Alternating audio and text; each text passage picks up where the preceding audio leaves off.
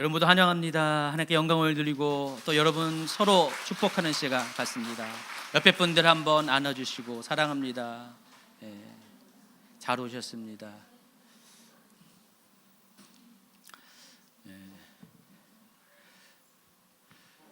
설교할 때 늘 이렇게 설교 시간을 줄여야 되지만은 잘 안 돼요. 마찬가지로 찬양팀도 그럴 것 같아요. 그렇죠? 기도하는 분도 그럴 것 같고. 벌써 이제 예배가 시작한 지 딱 1시간 됐네요. 얼마 안 된 것 같아요. 네, 그래서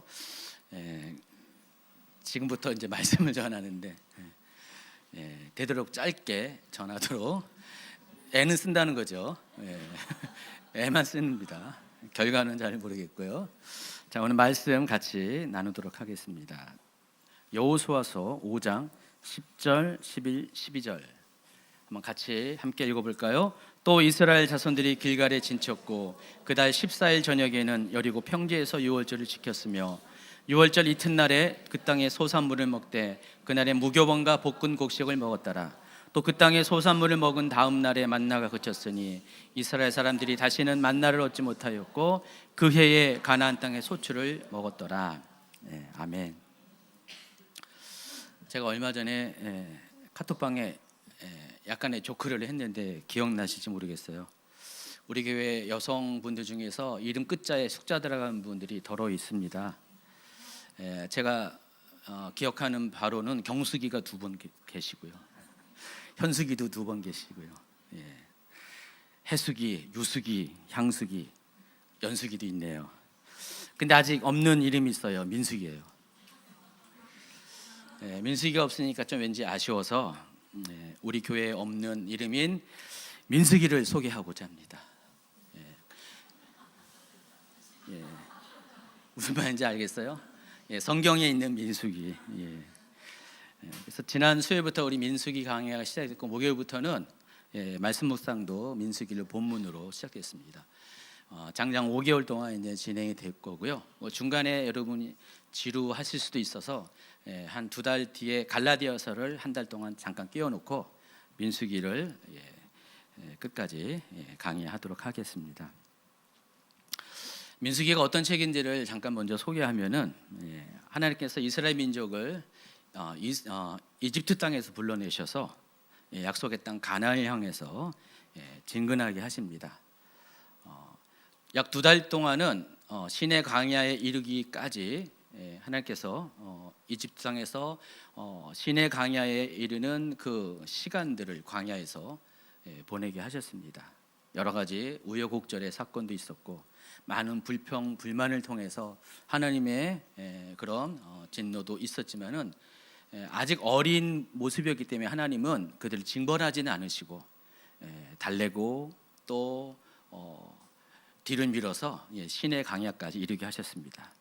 그리고 시내 광야에 이르러서 시내 광야에 있는 시내산에서 하나님은 모세와 또 백성들을 대표하는 장로들을 불러서 그곳에서 만나 주시고 또 그곳에서 언약을 맺으시고 또 언약의 증거로서 십계명을 주시고 율법을 주시고 또 성막을 짓게 하시고 예배를 배우게 하시고 무려 11개월 5일 동안 시내 광야에서 이스라엘 민족들을 하나님의 백성으로 훈련시키십니다. 그리고 나서 이제 본격적으로 가나안 땅을 향해서 출발을 하게 하시는데 그 전에 뭘 하셨냐? 인구조사를 하십니다. 인구조사의 목적은 20세 이상으로 싸움에 나갈 자를 뽑는 것입니다. 다시 말해서 군대로 조직하는 것입니다. 민수기는 그렇게 시작해요. 시내 광야에서 하나님께서 BC 1445년 2월 1일에 인구조사를 하는 장면으로부터 시작됩니다. 한번 민수기 1장 1절 읽어볼까요? 시작. 이스라엘 자손이 애굽 땅에서 나온 후 둘째 달 첫째 달에 여호와께서 시내 광야 회막에서 모세에게 말씀하여 이르시되 너희는 이스라엘 자손의 모든 회중 각 남자의 수를 그들의 종족과 조상의 가문에 따라 그 명수대로 계수할지니 이스라엘 중 20세 이상으로 싸움에 나갈 모든 자를 너와 아론은 그 진영별로 계수하되. 그림에 보시면은요, 이스라엘 민족은 성막을 중심으로 이와 같이 진을 치고 어디를 가든지 이 대열을 맞춰서 수경을 했습니다. 보시면은 가운데 성막이 있고 3면에 레이의 세 종족들이 있습니다. 고앗, 무라리, 게르손. 그리고 또 동쪽 그 이스라엘의 행군이 진행되는 방향인 동쪽에는 아론의 가문들이 포진하고 있습니다. 저는 그림에 보시면은 제일 수가 적은 게 아론입니다. 그리고 동서남북으로 사면에 세 개의 지파씩 그룹을 지어서 거기서 진을 치게 됩니다. 그리고 저들의 명수를 계산했더니 20세 이상으로 싸움에 나갈 남자의 수가 무려 60만 3,550명이 계수가 되었습니다. 자, 이후 이스라엘 민족은 2월 20일 날 약 20일 후에 시내산을 출발해서 1406년 11월 1일 가나안 땅이 보이는 요단 동편의 모압 땅에 도착을 하게 됩니다. 이때 모세는 모압 평야에서 2개월 14일을 머무면서 출애굽 2세들을 대상으로 하나님께서 그동안 이스라엘을 어떻게 인도하셨고 또 어떤 말씀으로 인도하셨는지를 가르쳐 주는데, 바로 그 내용을 기록한 것이 여러분이 잘 알고 있는 민수기 다음에 나오는 신명기의 내용입니다. 신명기 1장 3절은 이렇게 시작합니다. 40째 해 11째 달 그 달 첫째 날에 모세가 이스라엘 자손에게 여호와께서 그들 위하여 자기에게 해주신 명령을 다 알렸다 그랬습니다. 그래서 표를 보시면은 이스라엘이 시내 광야에서 인구 조사를 하고 모압 평야까지 이르는 38년 9개월의 일정이 여기 쫙 기록이 되어 있습니다. 바로 이 일정을 기록한 것이 민수기예요. 그럼 여러분, 출애굽 역사를 기록한 게 출애굽기, 레위기, 민수기, 신명기인데 이 네 가지 책 중에서 민수기가 가장 많은 시간대의 기록을 담고 있어요. 상당히 중요한 겁니다. 그래서 이번에 수요일 날부터 이미 시작된 민수기를 사랑해 달라고, 민수기를 꼭 관심 갖고 기억해 달라고. 우리 교회에는 민수기는 없지만은 성경에 나와 있는 민수기는 꼭 여러분이 관심 갖고 기억해 달라고 제가 먼저 광고로 시작합니다. 그리고 이제 그곳에서 모압 평야에서 두 번째 인구 조사를 하는 내용이 26장에 기록이 되어 있습니다. 연병 후에 여호와께서 모세와 제사장 아론의 아들 엘르야살에게 말씀하여 이르시되 이스라엘 자손의 온 회중의 총수를 그들의 조상의 가문을 따라 조사하되 이스라엘 중에 20세 이상으로 능히 전쟁에 나갈 만한 모든 자를 계수하라 하시니 모세와 제사장 엘르야살이 여리고 맞은편 요단가 모압 평지에서 그들에게 전하여 이르되. 4절은 같은 내용이 있습니다. 그래서 제1차 그 인구조사와 제2차 인구조사의 대상이 달랐습니다. 제1차 인구조사는 이집트를 함께 나온 자들이고 2차 인구조사의 대상은 1세대는 다 거의 죽고 20세 이상의 사람들은 모세, 여호수아, 갈렙 빼고는 다 죽고 20세 이하의 어린 사람들, 또 광야에서 출생한 세대들, 그래서 이 세 사람 빼고는 가장 연장자가 60 정도밖에 안 됐죠. 그 사람들을 대상으로 두 번째 인구 조사를 하는데 첫 번째 인구 조사보다는 약 1,800명 정도의 인구가 오히려 줄어버립니다. 그만큼 광야의 시간들이 이스라엘 민족에게는 징벌의 시간이라는 것을 우리가 알 수 있습니다. 어쨌든 민수기는 첫 번째 인구조사부터 두 번째 인구조사를 하기까지 38년 9개월여 동안에 일어난 사건들을 기록하고, 그래서 민수기라는 책 제목 자체가 백성들의 수를 기록하다라는 뜻이에요. 두 번에 걸친 인구조사의 내용을 반영을 하고 있습니다. 자, 그런데 이스라엘 민족의 출애굽 전 여정으로 이 시간들을 확대해 보면은 놀랍게도 이스라엘 민족은 정확하게 40년의 시간을 출애굽 과정의 여정을 보냈다는 것을 알 수가 있습니다. 그래서 제가 그 표를 조금 더 확장을 했어요. 보시면은 가운데에 있는 게 박스가 민수기의 내용이고 그 앞뒤로 해서 람세스에서 출발하는 그 장면, 또 모압 평야에서 마침내 가나안 땅에 들어가는 장면까지 쫙 보시면은 여러분 놀랍게도 정확하게 하루에 오차도 없이 40년의 시간이 걸렸다는 사실을 알 수가 있습니다. 굉장히 여러분 이 부분은 중요한 거예요. 하나님이 말씀하신 그대로 40년의 시간이 흘렀다는 것입니다. 이보다 앞서 출애굽기 12장 41절을 보면은요, 한번 40절과 41절 읽어볼까요?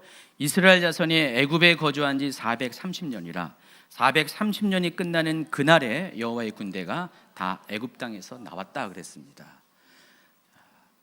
이스라엘 민족이 이집트 땅에 들어갔고 또 나오는 날을 따져보면 이날도 정확하게 하루의 오차도 없는 430년입니다. 430년 만에 나왔습니다. 그리고 이스라엘 민족은 정확하게 40년 만에 광야를 통과해서 가나안 땅, 약속의 땅에 들어갑니다. 그래서 BC 1446년 1월 14일, 이날이 유월절이죠. 첫 번째 유월절이죠. 첫 번째 유월절을 지키고 15일 날 이스라엘 민족이 드디어 출발합니다. 그리고 정확히 40년 만인 BC 1405년 1월 14일에 가나안 땅에 있는 여리고에서 또 한 번의 유월절을 지키게 됩니다.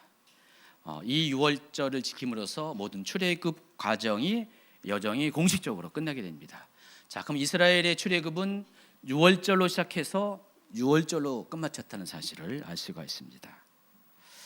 잠시 다른 질문을 하면은, 자, 이스라엘 민족은 왜 40년 동안 광야의 삶을 살아야 했을까?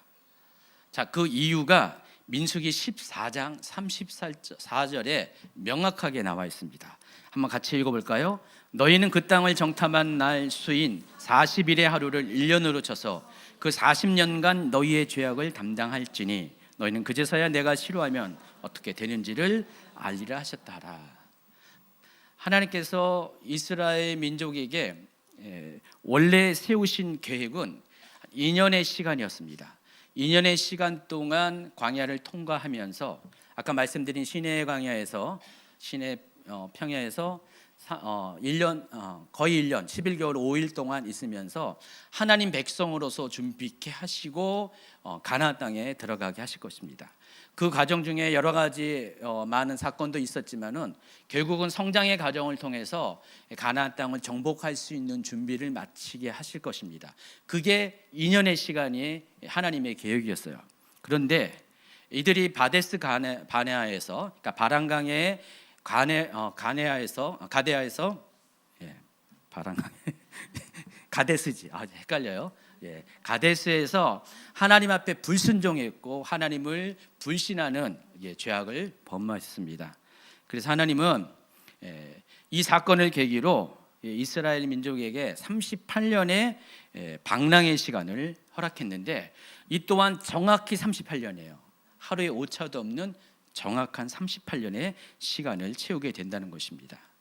그래서 이스라엘 민족이 방랑의 원점인 가데스로 돌아오기까지 하나님은 38년의 시간을 더 추가해서 결국은 40년의 시간이 갖게 되었습니다. 여러분, 하나님의 시간은 알고 보면요 너무나 정확해요.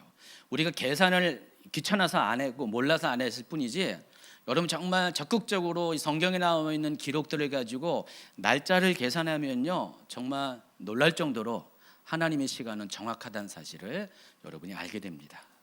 하루에 오차도 없고요, 어쩌면 한 시간에 오차도 없을 정도로 하나님의 계획은 말씀하신 그대로 정확하게 이루어진다는 것입니다. 꼭 이스라엘 민족만 그럴까요? 아니, 여러분에게 똑같아요. 여러분을 향한 계획도요 정확하십니다. 하나님은 대충 여러분을 향한 계획을 세우신 분이 아니십니다. 우리는 대충 살아갈 수 있어요. 근데 하나님은 그럴 수가 없어요. 하나님은 시간을 만드신 분이고요, 또 시간을 지키시는 분이십니다. 그래서 하나님은 정확하게 하나님의 계획된 시간 안에서 하나님의 역사를 이루어 가십니다. 그렇다면은 여러분이 하나님의 이 시간을 아는 것은 여러분의 삶을, 인생을 설계할 때 상당히 중요한 겁니다. 하나님의 마음도 알고 하나님의 계획도 알지만은 하나님의 시간표를 안다는 것 자체가 얼마나 여러분에게 유익한 것인지를 한번 생각해 보시기 바랍니다. 그러한 사람은 절대로 불필요한 시간들을 보낼 이유가 없어요.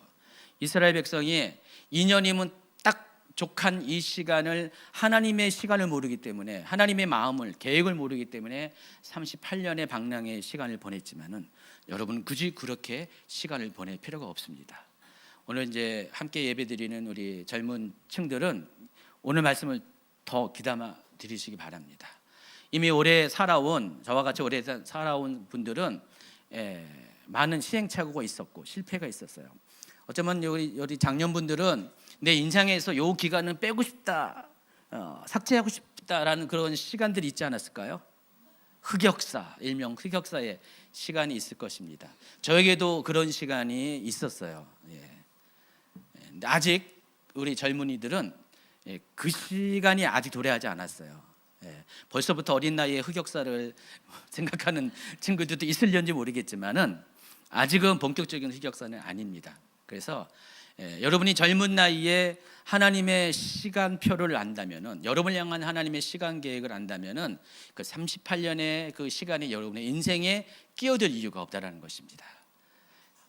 훈련받은 시간은 누구든지 있어야 돼요. 2년의 시간이 있어야 되는데 그 2년의 시간만 잘 견뎌내면 된다는 것입니다. 그래서 하나님의 시간표를 꼭 기억하는 여러분이 되기를 예수님의 이름으로 축원합니다. 여러분이 이미 잘 알고 있는 바와 같이 헬라어에는 시간을 나타내는 두 가지 단어가 있습니다. 크로노스와 카이로스라는 단어입니다. 크로노스는 물리적인 시간을 가리킵니다. 그러니까 우리가 알고 있는 그 타임을 말하는 거예요. 과거, 현재, 미래에 연속적으로 자연스럽게 흘러가는 그 시간을 크로노스라고 부릅니다. 자, 그런데 카이로스라는 단어는 상대적인 시간을 말해요. 물리적인 시간이 아니라 어떤 특별한 목적을 위해서 의미가 부여된 시간, 가령 하나님께서 하나님의 목적을 이루기 위해서, 특히 여러분을 향한 특별한 목적을 위해서, 하나님의 그 나라의, 하나님의 구속사의 특별한 목적을 위해서 그 목적이 이루어지는 때가 있을 것입니다. 그때를 가리켜서 카이로스라고 부릅니다. 그래서 이 카이로스의 시간은 크로노스라는 물리적인 시간과 별개의 의미를 가지고 있습니다. 이 두 가지의 시간 개념이 있습니다. 근데 우리가 믿음 있다고 생각하는 많은 분들이 이 시간들 중에서 크로노스의 시간을 별로 의미 있게 생각하지 않고 하나님과 관련돼서, 믿음과 관련돼서는 카이로스의 시간만 중요하게 여깁니다. 그러나 절대 아닙니다. 하나님에게서는 카이로스도 중요하지만은 크로노스의 시간도 중요합니다. 왜냐하면 하나님께서 이 크로노스의 시간을 만드셨기 때문에. 하나님은 이 세상을 어떻게 창조하셨습니까? 그렇게 많이 대답하시는데 더 정확한 정답은 질서대로 창조하셨어요. 하나님은 이 세상에게 질서를 부여하셔서 창조하셨습니다. 그 질서 안에는 물리적인 우주적인 법칙이 있고 그 가운데 시간이 있습니다. 그래서 하나님 스스로도 이 시간의 법칙을 준수하세요. 때로 이 시간의 법칙이 벗어날 때 그걸 가리켜서 기적이라고 부릅니다. 그러나 하나님은 기적을 잘 행하지 않으시고요, 꼭 필요할 때만 하시고, 대개의 경우 자연 법칙에 하나님조차도 순응하신다는 것입니다. 예수님도 그리하셨고요. 그런 하나님이기 때문에 하나님이 창조하신 시간인 이 크로노스의 시간도 하나님은 상당히 중요하게 여기신다는 사실을 아시기 바랍니다. 그래서 성경을 보면은 이 카이로스의 시간과 크로노스의 시간이 동시에 적용되는 사건들이 상당히 많이 발견이 됩니다. 제가 오늘 몇 가지 소개하겠습니다. 첫 번째가 아브라함의 경우인데, 창세기 18장에 보면은 하나님께서 아브라함에게 나타나십니다. 두 천사와 함께 아브라함을 방문하셔서 이와 같이 약속을 하십니다. 같이 있습니다. 여호와께 능하지 못할 일이 있겠느냐? 기한이 이를 때 내가 네게로 돌아오니니 사라에게 아들이 있으리라. 이때 아브라함의 나이가 99세입니다. 그리고 하나님은 말씀하신 그대로 1년 뒤, 정확히 1년이 지난 후 100세에 이를 때, 아브라함 나이 100세 때 아들 이삭을 얻게 합니다. 결국은 기한이 이를 때라는 이 표현의 이 기한은 카이로스의 시간이기도 하고 크로노스의 시간이기도 하다라는 것입니다.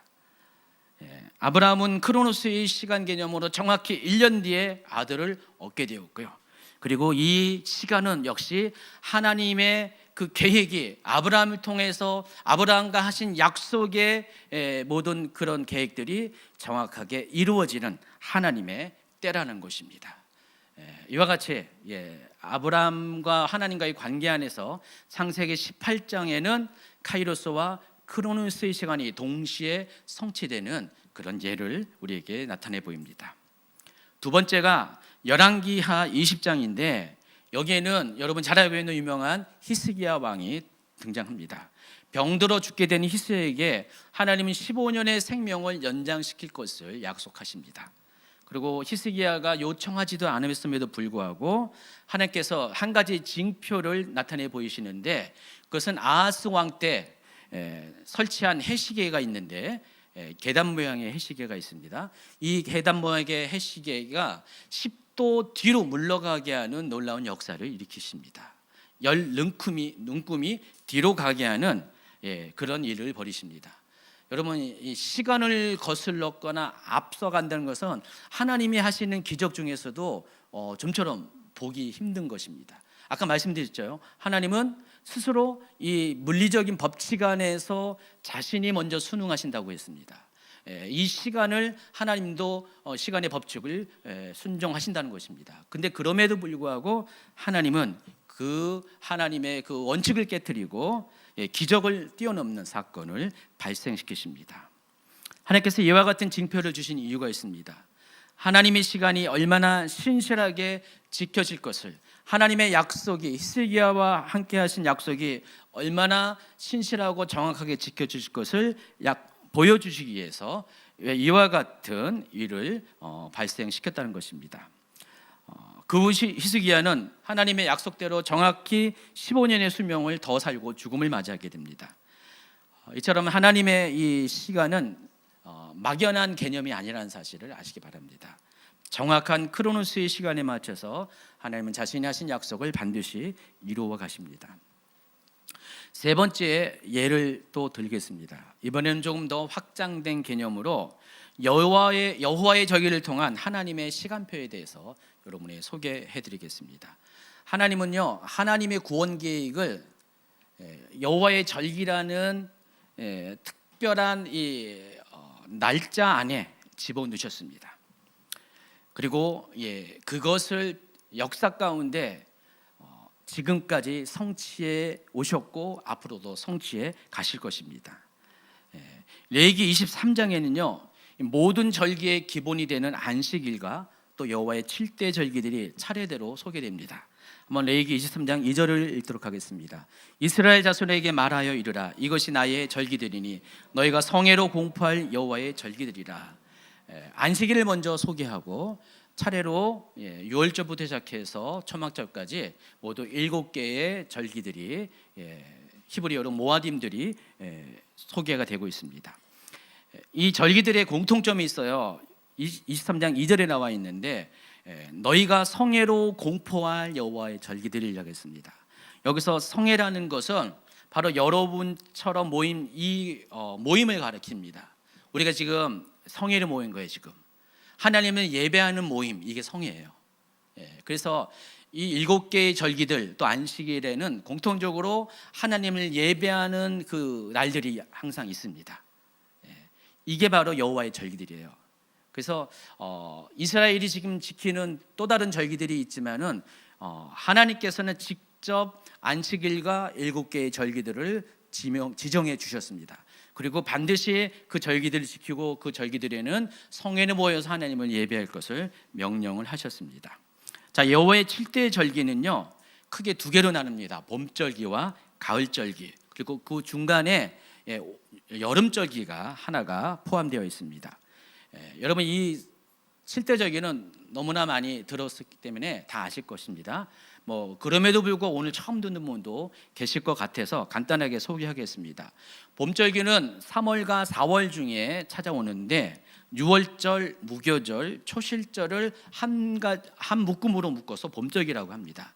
이 세 개의 절기는 대략 한 일주일 시간 안에 연속적으로 이어집니다. 그리고 가을절기는 9월과 10월 사이에 나팔절, 대속제일, 초막절이 연속적으로 이어지는데 이 또한 한 달 시간 안에 이 모든 절기들이 찾아오게 됩니다. 그리고 중간에 오순절이 끼어 있어요.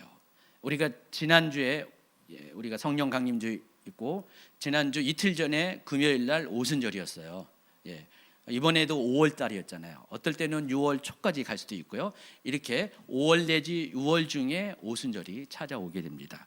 모두 7가지의 이 절기들은 하나님이 직접 지정하여서 반드시 지킬 것을 말씀하십니다. 그리고 이 모아뎀이라는 단어의 뜻은 하나님이 약속하신 때라는 뜻이에요. 하나님이 약속하신 그 시간, 그 약속하신 시간에 하나님의 계획을 이루신다는 것입니다. 그래서 여호와의 7대 절기들을 잘 살펴보면은 이 절기들 안에는 그리스도의 사역이 숨겨져 있습니다. 그래서 여호와의 절기를 가리켜서 많은 분들이 그리스도의 사역의 그림자라고 말하고, 또 어떤 분들은 그리스도의 사역을 알려주는 하나님의 시간표다라고 말을 하고 있습니다. 예수님은 유월절 희생양이 되어서 자신의 살과 피를 십자가에 내어주심으로써 인류의 죄를 대속하여 죽으셨습니다. 또 무교절 기간에 유대인들은 집안에 있는 모든 누룩을 제거합니다. 마찬가지로 하나님께서는 우리가 예수님이 무덤에 있는 그 무교절 기간 동안에 자신의 죄를 찾아 발견하고 회개하는 시간을 주셨습니다. 또 초실절에는 한 해의 첫 소출, 보리의 첫 단을 하나님께 흔들어 드립니다. 마찬가지로 예수님은 부활의 첫 예매가 되어서 온 인류를 사망 권세로부터 자유케 하셨습니다. 승리케 하셨습니다. 이게 봄절기 가운데 이미 성취된 그런 그리스도의 사역입니다. 예수님의 초림 때에 이 봄절기가 모두 성취가 되었습니다.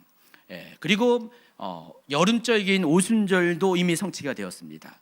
바로 오순절은 6월주부터 초실절부터 50일째가 되는 일명 맥추절, 또 칠칠절이라고 부르는 그런 절기입니다. 이때 하나님께서 성령님을 보내주셨습니다. 또 다른 보혜사이신 예수님을 가리켜서 첫 번째 보혜사라고 부르고, 또 다른 보혜사가 성령입니다. 보혜사의 역할은 뭡니까? 상담자, 변호사, 위로자, 중재자. 예수님의 이 땅에서의 역할이 그와 같은 역할을 하셨는데, 하나님께서는 예수님이 떠나가시고 이 세상을 떠나가신 후에 예수님은 물리적인 공간에 제한되었지만은 물리적인 공간 또 물리적인 시간을 초월하는 성령님을 보내주셔서 영원토록 여러분 안에 여러분과 함께 하셨고, 또 성령님은 예수님이 하신 것처럼 보혜사의 역할로 여러분을 찾아오셨습니다. 그 성령님이 위로부터 강한 능력으로 임하신 그날이 바로 오순절이에요. 2000년 전에 이것도 성취가 되었습니다. 그리고 남은 것이 가을절기입니다. 앞으로 나팔절, 대속제일, 초막절이 도래하게 될 것인데, 이 세 가지의 절기는 예수 그리스도의 재림의 사역을 예표하고 있습니다. 놀랍게도 하나님께서는 이 절기들을 그저 예표와 상징으로만 남겨두지 않으셨습니다. 실제로 크로노스의 시간대 안에서 모든 일들을 정확한 시간에 맞춰서 발생하게 했습니다.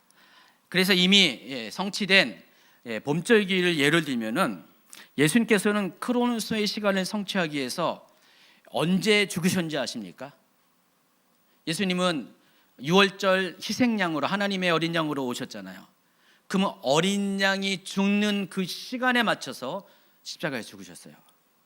유대인들은요, 6월절이 있을 때 오후 3시부터 5시 사이에 그 정한 시간에 양을 잡습니다. 근데 예수님이 언제 돌아가셨습니까? 아침 9시에 십자가에 달리시고 6시간 후인 정확히 오후 3시에 돌아가셨어요. 양을 잡는 그 시간에. 그래서 예수님은 정말 6월절 어린 양이신 것을 문자적으로 성취하셨습니다. 또 초실절의 경우도 마찬가지입니다. 성경이 말하는 초실절 날짜를 계산하는 방법은 안식일 이튿날이에요.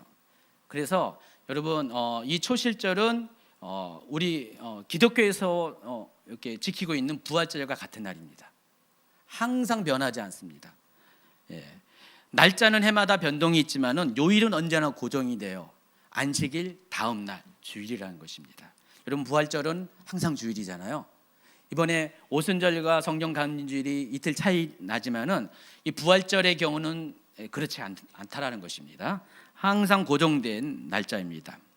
자, 유대인들은 초실절 새벽이 되면은 아주 중요한 그런 행동을 하는데 하루 전날 요때가 이제 3, 4월이니까 보리가 이제 추수되는 그때예요. 오순절은 밀추수와 관련됐고요. 오순절을 가리켜서 제2의 그러니까 초실절을 가리켜서 제2의 맥추절, 또 거꾸로 오순절을 가리켜서 제2의 초실절이라고도 서로 이렇게 바꿔서 부르기도 합니다. 그래서 초실절에는 보리 추수를 하나님께 올려드리는 절기고 오순절은 밀 추수를 하나님께 올려드립니다. 그러니까 보리와 밀은 50일의 그런 추수 시기의 차이가 있습니다.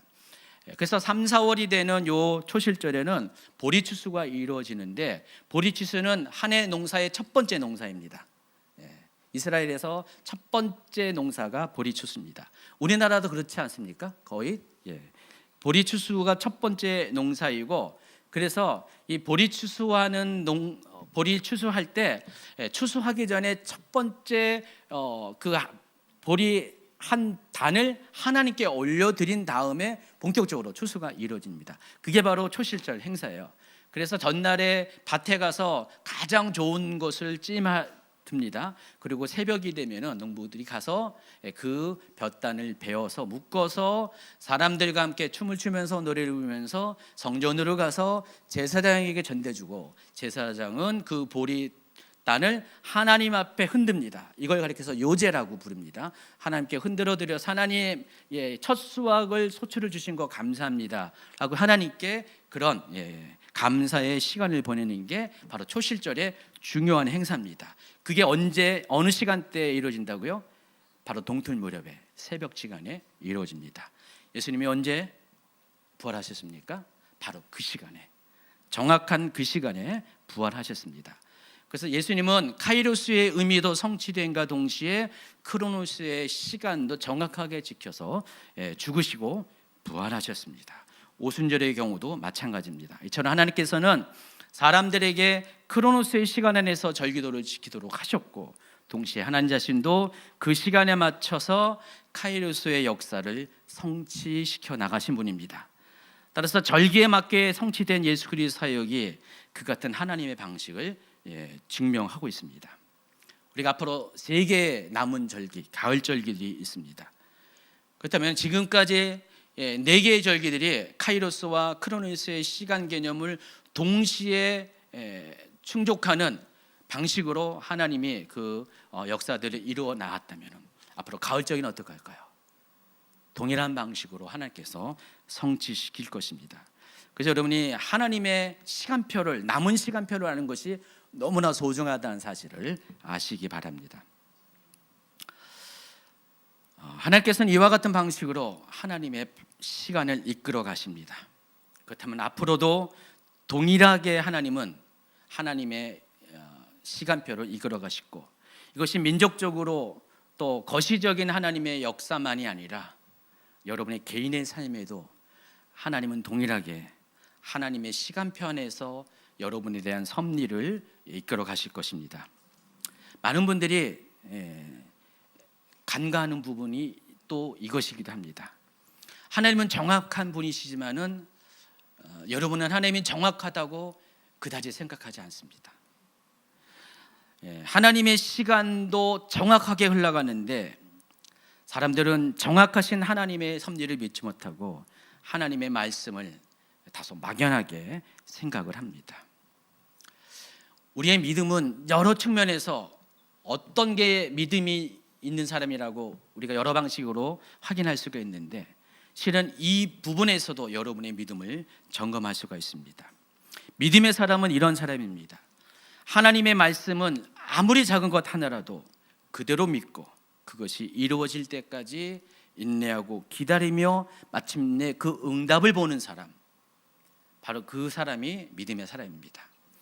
하나님의 역사는 카이로스의 시간에 맞춰서 이루어지지만은 동시에 하나님의 말씀은 문자적으로 크로노스의 시간 안에도 성취가 된다는 것을 믿어야 한다는 것입니다.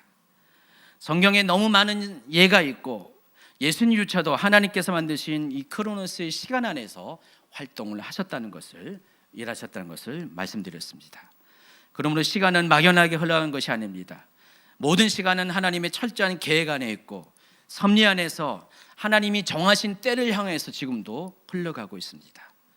시간은 뚜렷한 목적과 정확한 방향을 가지고 한치의 오차도 없이 흘러갑니다. 그래서 하나님의 말씀하신 것은 상징적으로만 믿으면 안 돼요.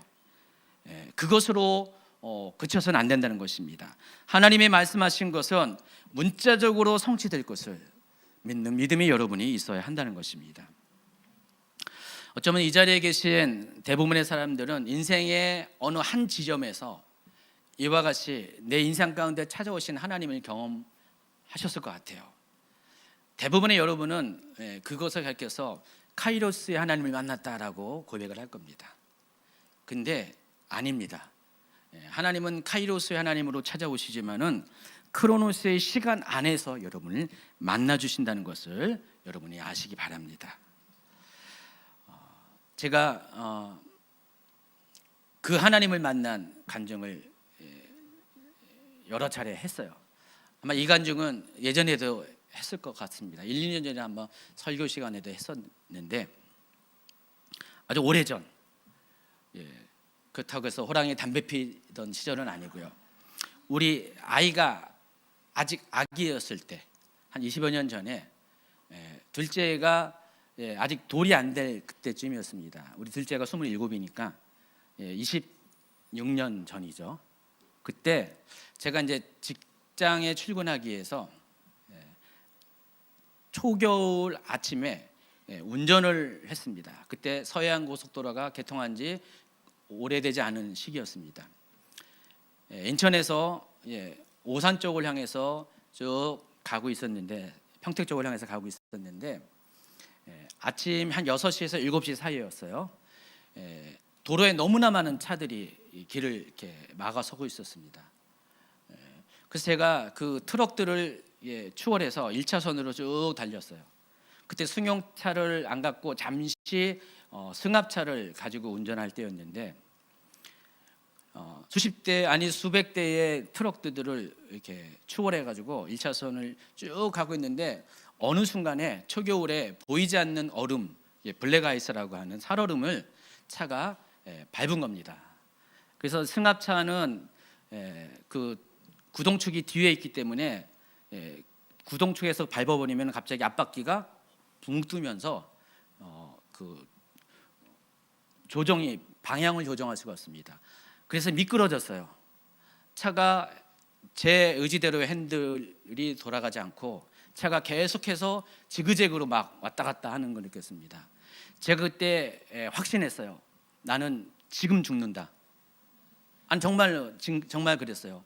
오늘 지금 죽는다라는 생각을 했어요. 너무나 그 상황이 위급했어요. 왜냐면 계속해서 차들을 추월해 왔는데 부딪힐 거 아니에요. 제가 방향을 조절할 수 없으니까. 몇 분의 시간이 흐른지 모릅니다. 굉장히 그 시간은 분명히 크로노스 시간이지만 저에게는 카이로스 시간으로 느껴졌습니다. 그리고 꽝 하는 소리와 함께 어딘가에 부딪혔어요.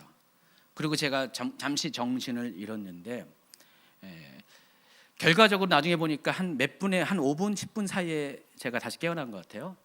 딱 정신을 차리고 보니까 놀라운 광경이 벌어졌습니다. 제 차는 좀만 50m 가면 터널이 있었고 터널 바로 직전에 가드레일을 붙잡고 가는 방향에서 180도 방향이 틀어져 가지고 운전석 쪽에 뒷공무니가 가드레일을 딱 부딪혀서 멈췄어요. 몸을 살펴봤더니 몸은 멀쩡한 거예요. 근데 더 놀라운 광경은요, 그렇게 많은 도로 위에 차들이 하나도 없는 거예요. 여러분 거짓말 같아요? 진짜예요, 진짜. 그 시간에 차가 다 어디 갔는지 모르겠어요. 분명히 많은 차들을 추월해서 왔는데 그 차들과 전혀 부딪히지 않고 도로 한가운데 그 복잡한 시간대 제 차만 있는 거예요. 그래가지고 서둘러서 차를 딱 진행 방향으로 딱 돌렸는데 돌리자마자 차들이 막 몰려오는 거예요. 만약에 하늘에서 이것을 보면은 누군가 차들을 다 붙잡아 놓고 아마 시간을 정지해 놓았을 것 같아요. 시간을 정지해 놓고 차를 다 멈춰 놓고 제 차 혼자 사고 나게 하고 다시 처리하게 하고 그런 다음에 차들을 다시 돌려보내는, 그때 드론이 있었어야 되는데 그런 일이 벌어졌습니다. 여러분이 믿거나 말거나 저는 경험한 거예요. 저는 체험한 거기 때문에 저는 이렇게 말할 수가 있습니다. 하나님은요, 이 카이로스의 시간 안에서 우리를 만나지만은 동시에 크로노스의 시간 안에서도 우리를 만나시고 섭리하시는 하나님이십니다. 만약에 하나님이 그런 분이시라면은 하나님을 만난 경험이 단 일생에 단 한 번으로 그칠 것이 아니라 항상 일어날 수 있다는 것을 믿음으로 받아들이시기 바랍니다. 예수님은 마태복음 17장 20절에서 겨자씨만한 믿음의 원리에 대해서 말씀하십니다. 한번 같이 읽어볼까요? 이르시되 너희 믿음이 작은 까닭이니라 진실로 너희에게 이르노니 만일 너희에게 믿음이 겨자씨 한 알만큼만 있어도 이 산을 명하여 여기서 저기로 옮겨지라 하면 옮겨질 것이요 또 너희가 못할 것이 없으리라. 여러분은 이 구절을 어떻게 받아들이시는지 잘 몰라도 저는 이 구절을 이렇게 이해합니다. 사람들이 생각하는 가장 작은 씨앗 중에 하나인 이 겨자씨만한 믿음은 크기가 중요한 것이 아닙니다. 그 겨자씨가 있냐 없느냐, 믿음이 있냐 없느냐가 중요하다는 것입니다. 아무리 커도요, 있고 없음이 중요한 거지, 만약에 없으면은 그건 아무런 의미가 없습니다. 여러분, 씨의 의미는 뭡니까? 씨의 가치는 그 안에 생명이 있다는 것입니다. 지금은 작은 씨에 불과하지만은 언젠가 때가 되면은, 조건이 이루면은 싹이 나고 뿌리가 내리고 또 자라나서 나무가 됩니다. 생명이 있는 존재는 언젠가 반드시 성장한다는 것이 중요합니다. 그게 있고 없음의 차이라는 것이에요. 믿음도 마찬가지예요. 믿음은 크기의 문제가 아니라 하나님은 여러분에게 큰 믿음을 여러분에게 요구하는 것이 아니라 믿음이 있냐 없느냐를 요구하신다는 것입니다. 일단 있으면은 지금은 거의 없어 보이고 드러나지 않아도 언젠가는 여러분의 믿음을 불러일으켜서 정말 하나님께서는 겨자씨만한 작은 믿음일지라도 산을 명하여 옮겨지게 하는 그런 믿음의 능력을 나타낼 것인, 또 하지 못할 것이 전혀 없는 믿음의 사람으로 여러분을 만들어 주신다는 것입니다. 그러므로 만일 여러분이 하나님의 역사를 카이로스의 시간대 안에서만 기대하고 크로노스의 시간 안에 성취된 것을 믿지 않는다면은 여러분은 믿음이 없는 거예요. 여러분 그냥 단지 그냥 여러분의 의식 안에서만, 생각 안에서만, 개념 안에서만 그냥 하나님의 역사를 이해하고 하나님의 기적을 생각한다면은 그런 사람들에겐 절대로 크로노스의 시간 안에서 하나님의 기적이 일어나지 않을 수가 있다라는 것입니다. 여러분 믿든 안 믿든 하나님은 과거만이 아니라 지금도 기적을 일으키신 분이십니다. 하나님은 성경의 기록만이 아니라 지금의 현실 가운데서도 물리적인 시간 안에서도 기적을 이루어 가신 분이십니다. 그것도 너무나 정확하게 자로 잰 듯이 한치의 오차도 없이 그런 일을 이루어 가십니다. 저도 이와 같은 경험을 하지 못할 때는요, 하나님에 대해서 가끔은 의심하고요, 하나님을 추상적으로 생각하고요, 실제 하는 분으로 믿고 싶어도 잘 안 믿고 그렇게 살 때가 많이 있었습니다. 그러나 인생 가운데 이렇게 제 삶의 크로노스의 시간 안에 하나님의 카이로스의 시간이 찾아올 때 저는 하나님을 경험할 수밖에 없었고, 그때 제 인생 가운데 비록 겨자씨지만은 씨가 뿌려지게 되었습니다.